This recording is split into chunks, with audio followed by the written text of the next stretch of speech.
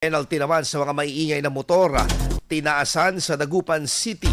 Para sa detalye kasama natin, Idol Denise Brillante. 104.7 IFM. Report!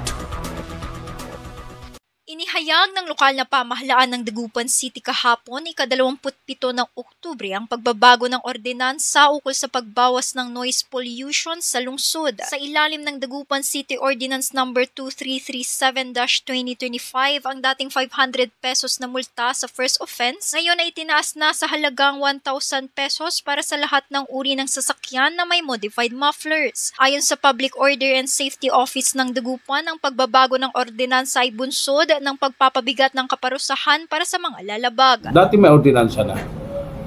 Ngayon ni-revise lang. Kumbaga, tinaasan yung penalty. The reason is, alam mo naman na nalilitan sila sa fines. Nung una talaga marami. Ngayon, paunti-unti na lang. Dagdag ng otoridad, bumaba ang bilang ng kasong lumalabag sa ordinansa sa lungsod simula noong taong 2022, saan karamihan na lang ng mga nahuhuli ay mga motorista na galing pang ibang bayan. Paalala naman ng Poso Dagupan sa mga motorista na tumalima sa ordinansa sa pagkakaroon ng sasakyang may modified mufflers. Every time na malapit na December, dyan lumalabas yung mga muffler.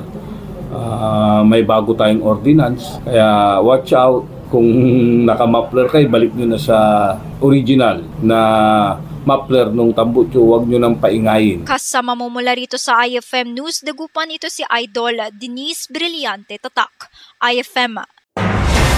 IFM News. IFM News. IFM News.